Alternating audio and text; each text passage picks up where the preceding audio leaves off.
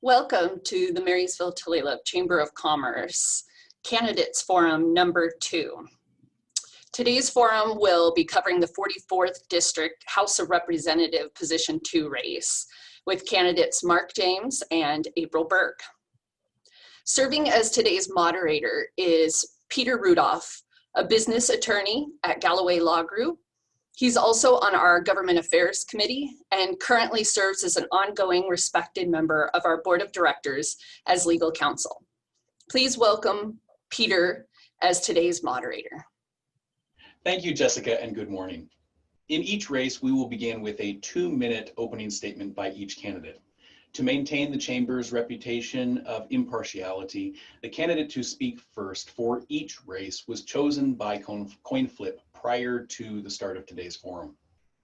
Following opening statements, our candidates will be asked a series of questions developed by our Government Affairs Committee. Alternating first response positions, each candidate will be given a 2-minute response for the question posed.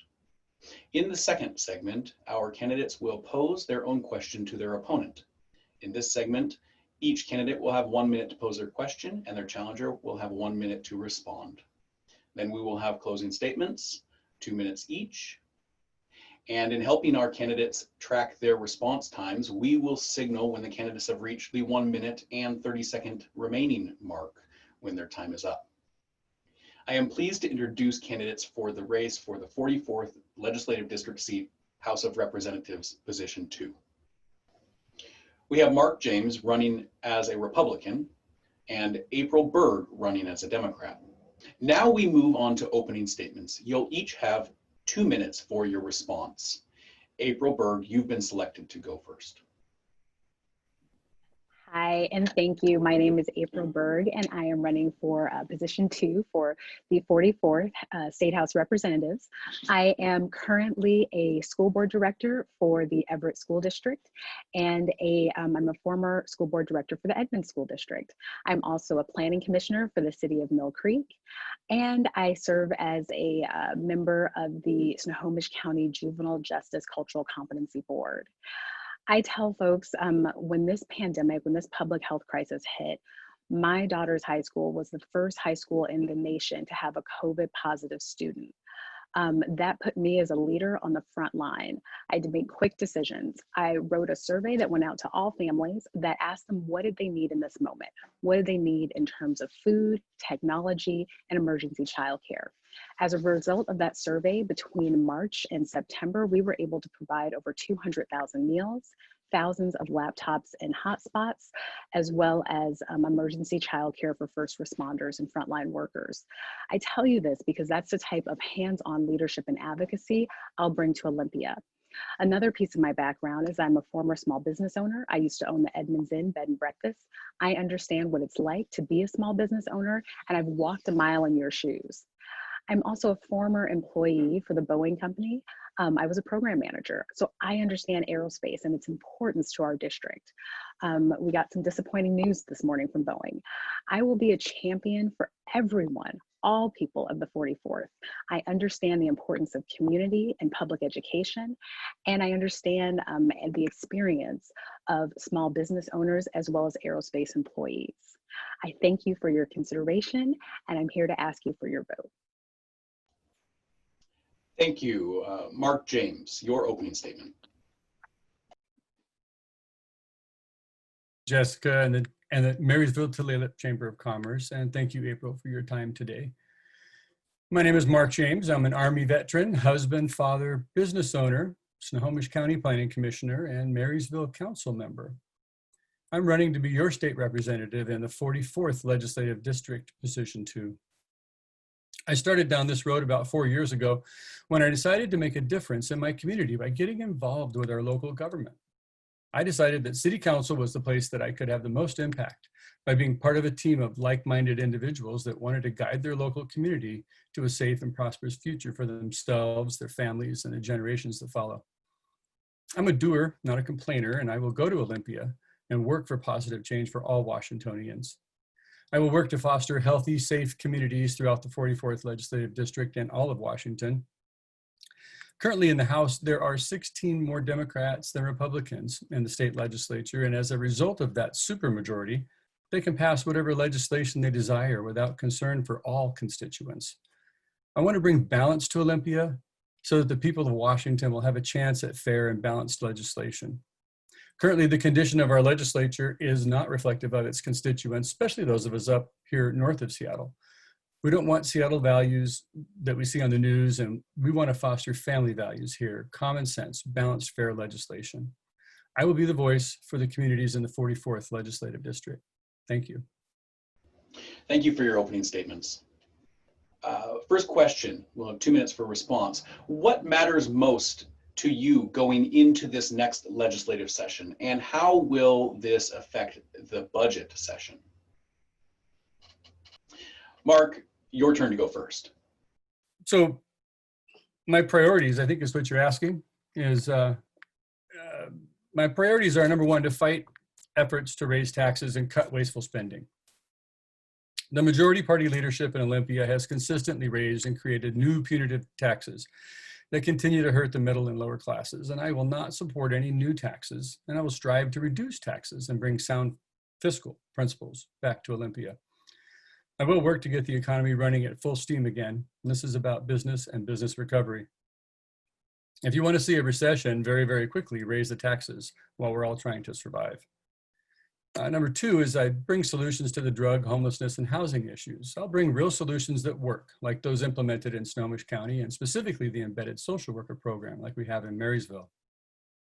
And my second point regarding the lack of affordable housing, and the answer is to let the builders build. We need to increase our stock by streamlining the process and decreasing the red tape and regulations that cause the cost of construction to continually go up. Number three, improving road and transportation options to help increase mobility. Everybody wants those things, but I actually have the track record and experience to get these things done. Look at Marysville, for instance. My support for the First Street bypass, the 529 interchange, and the State Avenue widening projects. I know how to prioritize and form the partnerships to accomplish major transportation projects. In Olympia, I would continue to work on acquiring TIB funding and different grants for maintenance and for new roads that can be pushed down to the local jurisdictions who know best how to prioritize efficiently what their communities need most. And then finally, K through 12 education and skilled trade pathways. One suggestion is to decentralize power and control from Olympia, push it out to the local level, empowering local communities and parents to make those choices for their children. Oh, thank you. April Berg, your answer, 2 minutes begin now. Yeah, that's a great question. I think it's on the top of mind for everyone going into this next session. What are going to be the priorities and where are we going to find efficiencies? So a couple of things. The number one priority for me is economic growth. We must grow as an economy in order to come out of this pandemic better than we went in. I say that because this pandemic, this public health crisis, is truly a disaster, and we must treat it as such. So cutting off our noses to spite our face, making additional cuts to our social safety nets, to education, and just to point out, education is where the majority of our funding goes as a state, and it's far from wasteful. It's constitutionally mandated, and it's needed because education will increase economic growth. So we must protect those things as we are coming out of this enormous public health crisis. One way and one thing we can do to encourage that is encouraging consumer confidence, and that comes from hope. When people are hopeful in their communities, they spend. So that's one thing that I just don't hear enough of as we're talking through this political atmosphere. It's just the fact that we are good and we can be hopeful and that we need to invest and spend in our communities. The second piece of what I want to do is education. We must look at alternative pathways for graduation, and I am advocating a career and technical education diploma for our high school students. That is huge. We must have more folks going into our skilled trades, and we must support that as a state. And lastly, I do want to talk about housing. I am proud to have the endorsement from the Master Builders Affordable Housing Council. And so I believe in housing for all. I believe in housing in our transportation hubs, and I believe in housing to accommodate the growth that we're seeing in our communities. And I'm also mindful of this growth includes everyone. And so my priorities are inclusive of all of the folks in our district so that everyone feels confident to spend, grow, and learn. Thank you both. We'll move on to the second question. This is on the topic of COVID-19. What is your opinion on the matter of reopening due to the COVID lockdown? And how will you support our community in order to lessen the impact of COVID-19, especially on businesses and families that are facing unprecedented education challenges due to the crisis? And the first response here begins with April Berg. 2 minutes. And so as a sitting school board director, that was one of the first handful of people in the country to have to be a leader on this matter, I can tell you specifically, there are no easy choices, but we must prioritize the health and safety of our students, of our staff, of our teachers, and overall our community. That said, I'm a mom of 6. I've lived in this community for over 23 years in Snohomish County. And so I really want our kiddos to go back to school. I really want our kids to be in reopened schools, but it has to be safely. So I am in favor of a stair-stepped approach that hinges on our public health officials and where we are as a county in terms of our testing and our rates of positive tests. So that said, right now we aren't open. We are doing 100% at home learning.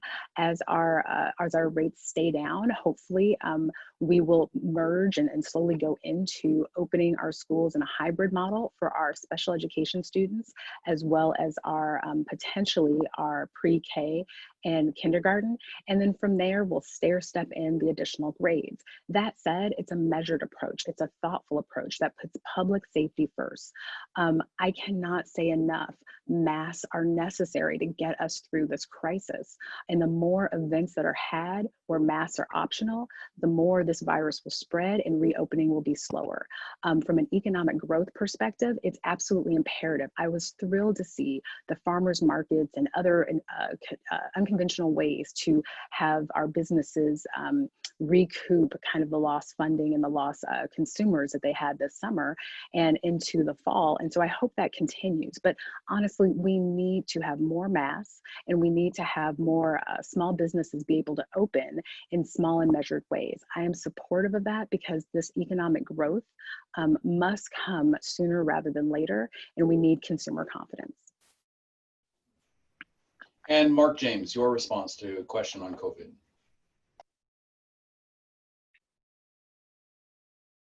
Thank you, Peter. Yeah, my obviously priorities are going to be health and safety, but I want to just kind of emphasize not just personal, but for businesses.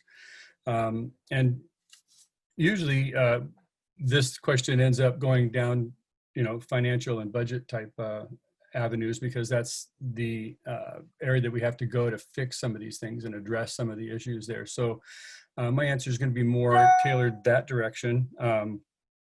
Again, with the overarching priorities of health and safety for personal and business. But just a couple of months ago, our deficit was at about $8 billion, and the new revenue forecast was recently released, and now the deficit is projected to be at about $4 billion. And, if the governor would have allowed a special meeting, the legislature could have gotten ahead of this and been much closer to a balanced budget than we are now. The longer he puts it off, the harder it's going to be to correct it. A few things that might be done, though, to bring the budget back in balance. Delay the start of any new programs that haven't started yet, and reevaluate them at a later date. This will help. Using the rainy day fund, we have about $2 billion in there, and it's time to use it, if ever there was one. And then look to cut the underperforming and inefficient programs, and about another $500 million there probably. That's going to put us a lot closer to balance at about $1.5 billion remaining, and we can take a hard look at some of those other things that we need to do to get that balanced. But I would not support any new revenue sources, new taxes, in the wake of the pandemic, because our economy's been devastated, and transferring a heavier tax burden to businesses and families already hurting is the wrong thing to do. It's been said before that the current single-party legislature does not have a revenue problem, it has a spending problem. It's legislators' responsibility to listen to our constituents, healthcare officials, and businesses that are hurting, and the legislator needs to address the crisis of the budget in addition. In addition, change the way that the code is written so that we're better prepared for the next disaster. The current language of of the law anticipated a massive natural disaster, and that's type of event is really fairly isolated, not statewide. We never anticipated a complete statewide shutdown without respect to the individual counties and the larger regions. So we need to write a new bill with language that limits the governor's role and includes the legislature, the voice of the people, in any of the major decisions after the initial 15 to 30-day declaration. Thank you. Mark, that's a great answer and leads me into my next question, but I didn't really hear an answer from you on how you're going to work to lessen the impact of COVID-19 in our community. I'll ask question number 3, and you can take your remaining 2 minutes to address it however you like. What are the 44th district's priorities for economic development, and how will those priorities for the district affect this upcoming budget session? And Mark, you get to go first here. For starters, deregulation in general is going to stimulate our economy and help get us back on pace. Overregulation is strangling new development, and the government needs to keep pace with the changes that we're seeing due to COVID. We've already seen big changes as some industries are adapting to new work environments and finding new efficiencies in order to remain profitable. Long-held orthodoxies are being challenged in order to keep pace and grow in this new work economy. We should be offering tax incentives like so many other states have done in order to be competitive in the global marketplace. In the midst of this pandemic, people are still buying things, purchasing power is still strong. However, we don't know exactly what we're going to need until we see the rebound start. We do know, though, that economic development is going to be an integral part of rebuilding our state's economy, especially here in the 44th. We can create incentives for businesses to locate in Washington, including no new income tax or capital gains tax. And we can create tax relief for small business and decrease regulation on businesses. The government just needs to provide the framework that is fair to all, and then get out of the way and watch the economy take off again. Thanks very much. April, your response to question number 3 about economic priorities. Absolutely. So I just want to make it clear. So economic priorities for the 44th is going to look a lot like the state. And the number one thing is going to be reopening our state safely and getting folks back to work and back to school. That is an economic priority. It's a social emotional priority. It's a mental health priority. We need to get the state back open. But again, we need to do it safely. A couple of things specifically we can do in that point is not raise taxes and not have any new taxes. I am not an advocate of raising taxes or having new taxes on small businesses or families. I think that that's really important to talk about because as we're talking about small businesses and working families, additional revenue will not come from their kitchen tables, if you will. Secondly, I think specifically we can talk about our education and education funding, but one thing that affects both students and seniors is digital equity. And as we've seen in this pandemic, we need to have broadband be a basic right. It no longer is a luxury. We've seen our schools dependent on it. We've seen our seniors truly dependent on it. So that is one thing that will be a legislative priority next session, to not use our school districts as utilities, but to have a state prioritization of broadband really as a right for all communities. Additionally, I believe that we do need to do work in housing, as I've said previously. That has to be a priority to make sure that all folks are housed and housed safely. And that does mean that we're going to have to build. I think the overarching message for this next session for me and for my fellow legislators is really going to be hope. And giving folks hope during this pandemic that we will come out of it better than we went in. And that means that we will come out of it better in terms of education, housing, transportation, as well as healthcare. I cannot say enough, going back to something is not a way to grow our economy and to grow folks' confidence. Thank you both very much. It brings us to the second part of our forum today. Each of you will be given 1 minute to ask a question of your opponent. Please limit your response as well to 1 minute. First, April Berg will ask Mark James, and Mark James will then answer, and at the end of your answer, pose your question back to April. Thank you very much. Thank you. And I think for me, this question, I did have a question for Mark after one of our last forums during the primary. And so, you know, I've mentioned I'm a mother of 6. And one question we were asked during the League of Women Voters was about some of the civil unrest and the injustices that we're seeing across different police departments across the US. And you said that question was really irresponsible, it was unfair for numerous reasons. With Marysville specifically, and our whole district really becoming more diversified, Marysville having 50.1% students of color in the district. How would you talk to a student of color who just feels unsafe in the district, in that family, and what would you say to them in this moment of racial unrest?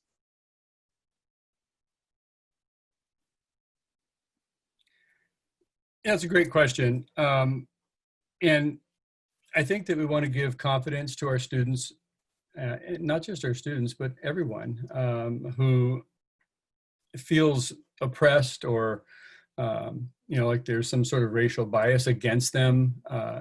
Reassure them that we're here to help, and I'm saying we, as far as from the schools, and I know the schools are very, very sensitive to that and have counselors and whatnot to help. We also have a very understanding and inclusive law enforcement, and the way that our city is attacking this problem with racial sensitivities and injustices that either be real or perceived in our community. They need to be taken seriously if someone feels that way and feels like they've been through that kind of a thing, and just basically empathize with them. And then if there is any real substance to it, we need to root out that problem and prosecute to the fullest extent of the law. And there are laws already in place to protect those folks. So, and all of us really. So then, Mark, your question to April. Yeah, April, I heard you say just a few minutes ago a major reversal on something that you have been saying all along, and actually a major reversal and separation from your party. And so I'm going to just go back and refer to that. And this has to do with something you said in the Seattle Times editorial, and you talk enthusiastically about tax increases and quote unquote new revenue sources, including capital gains tax and eventually the income tax support. But even with the capital gains tax added, you continue to criticize our tax system as being too regressive. And we're wondering if that's just code for you just going to be joining your colleagues and supporting the income tax in Washington State. Thank you, Mark. That's a great question. So I do want to clarify, I do not support an income tax. I never have. The Seattle Times article did not say that I did. And when I talk about revenue sources and new revenue sources, that does not necessarily mean new taxation on small businesses and families. What it does mean is closing loopholes. And so you can, six on one hand, half dozen on the other, but we do need to close loopholes and inefficiencies in our tax code. Our tax code is absolutely very regressive, and it does hurt businesses overall. When we have a strong middle class with strong earning and properly taxed, they spend more in their communities. So I am not reversing myself, and I'm not putting myself away from my party. We want economic growth and prosperity and hope on Main Street. That is a platform of my campaign as well as my party. And I do not believe in new taxes for the middle class or for small businesses. And I do believe in closing tax loopholes on businesses and making our tax system more progressive so folks can spend more.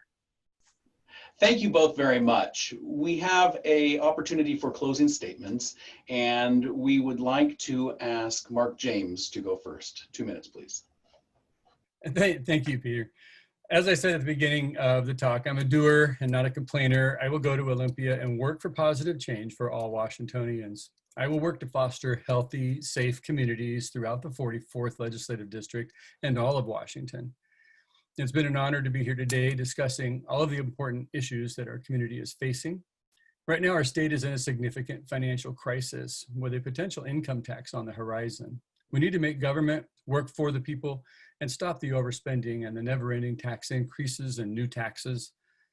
Working families in our district need relief, and I will advocate for safely reopening the economy and getting our state back to work. I will continue to promote solution-based legislation that helps those in our community who are struggling with homelessness and addiction. As a small business owner in the private sector and as a city council member in the public sector, I have the experience that is needed to help the legislature in setting the right course for the state of Washington. I also believe that I can truly be transparent as I work across the aisle in Olympia. Currently, our political climate is extreme on both sides, and a vote for me is a vote for common sense and balance in Olympia. To find out more about me and my positions, please go to my website, electmarkjames.com. Thank you. Thank you. And April, your opportunity for a closing statement. Hi. Thank you for having me here, and thank you for having this forum. I, as a mother of 6 that's lived in Snohomish County for over 23 years, I am truly a product of the 44th District. I know what it takes and what we need to come out of this pandemic better than we came in. Many of you know on primary night, I was hit head on with a couple of issues that are very, very important in the 44th. And they're quite frankly tragic. My husband and I were hit with a car by someone driving under the influence. And as a result, I'm here today in a back brace, but still getting it done and being a leader in our community. As we move into this cycle in this next session, I will be a leader that does not raise taxes, that always puts all people first in our district. We need to focus on reopening our economy with economic growth and confidence and hope. I am a leader in education, housing, transportation, and I will bring my leadership skills to Olympia to serve you in this next and difficult session. When you vote for me, you're voting for hope and promise and a better tomorrow, truly. We shouldn't be frightened of growth. We should embrace it. We shouldn't be frightened of our neighbors. We shouldn't be frightened truly of what's to come. And so voting for me will be voting for a hope for our future and for growth in our economy and for an embracement of diversity and diverse skill set. I cannot tell you enough how I have enjoyed raising my family in Snohomish County in the 44th District. And I think you share that value with me. So as we move forward, I'm hoping that you choose me. You can find out more about my information at aprilberg.com. And I hope to earn your vote in November. Thank you both very much for meeting in this virtual candidate forum. Our goal today was to present a fair and impartial format that will aid citizens in their decision-making process. Your vote is extremely important. Weigh your choices carefully, and please remember to vote by or before November 3rd. Thank you very much. Okay, a couple of thank yous we'd like to say at the end of our segment today. Thank you to our candidates. Best of luck to both of you. To our Government Affairs Committee for their work on behalf of the Chamber and businesses in the Marysville Tulalip area. To 564 IT Video Editing for the video and getting it on the Chamber's YouTube channel for us. And to today's moderator, Peter Rudolf. Some upcoming events. Candidates Forum number 3 will be tomorrow morning at 9 a.m. covering the Legislative District 38, State Representative position number 1. This will be with candidates Bert Johnson and Emily Wicks. Thank you all for coming and have a great day.